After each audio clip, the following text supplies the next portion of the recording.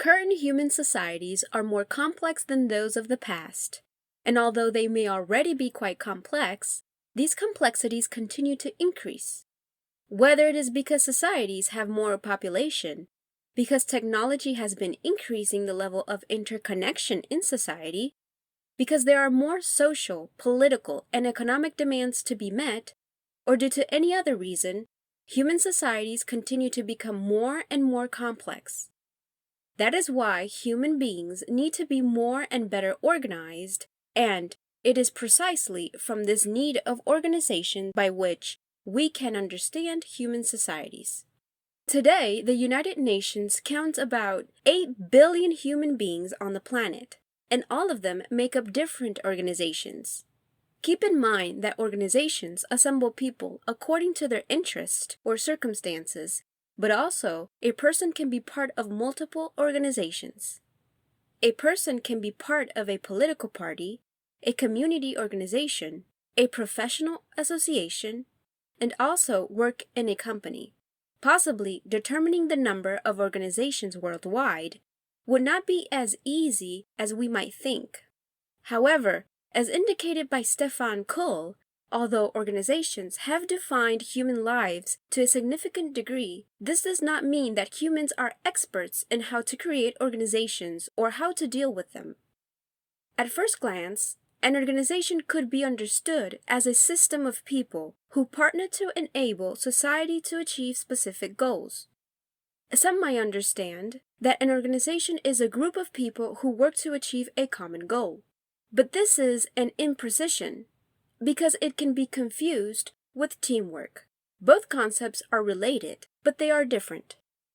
An organization needs teamwork, but it is more than teamwork because it always has a role in society or makes contributions to a sector of society.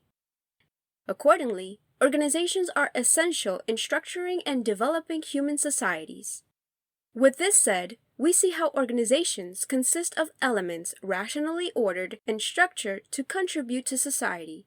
Those who are immersed in the study of organizations or organizational behavior, as is the case of industrial engineers and organizational psychologists, often understand these elements as the 6 P's of organization. These are plant, platforms and systems, processes, procedures, and tools, parts, pieces, and materials, people, and products. The plant or facility refers to the place where the organizational activities occur. It is the physical space where the organization exists and develops. Platform and systems are the set of tangible and non-tangible means that enable the development of organizational processes. This is the telecommunication and knowledge management platform, control and security systems, the power generation system or platform, financial systems, transport systems, and the legal platform. Here, we begin to see organizations as open systems that feed and are fed by society. Processes, procedures, and tools. This is about the methodologies and working instruments that allow the production of goods and services. Production manuals, safety procedures, internal regulations and policies, equipment, and any other production device are part of this organizational element. Parts, pieces, and materials refer to the elements that are combined and used to produce final goods or services. In other words, it is the set of inputs or raw materials necessary to activate the production processes and generate products. Depending on specific circumstances, some organizations may require tangible materials such as cheese and flour to make pizza, or metals and batteries to produce a car. But also, intangible materials may be needed. This may be the example of law firms that need cases to start their production processes. People, which are obviously the set of human beings that are organized into working structures. It is what the organizational jargon is called human capital, human factor, human component, or simply human resources. Finally, the products. These make up the final result of every organization in the form of goods or services that, being tangible or non-tangible, have an effect or a contribution in society. We should keep in mind that these elements are interconnected and receive a similar degree of relevancy or influence in the organizational macrosystem. However, many also defend the thesis that it is people who are the most important component of any organization. In other words, the most important P of the organization regardless of the goals or type of organization. It is the human beings in their energy, the vital and articulating element of the rest of the organizational elements. People are the ones who coexist in the organizational plan or facility. People are the ones who create, configure, maintain, and develop the platforms and systems. People are the ones who create processes, work procedures, and use tools. And even with the growing trend towards automation and robotization, as has been the case in industrial organizations, humans are the ones who drive automation and oversees the robotic labor. People seek and gather the parts, pieces, and materials to produce products.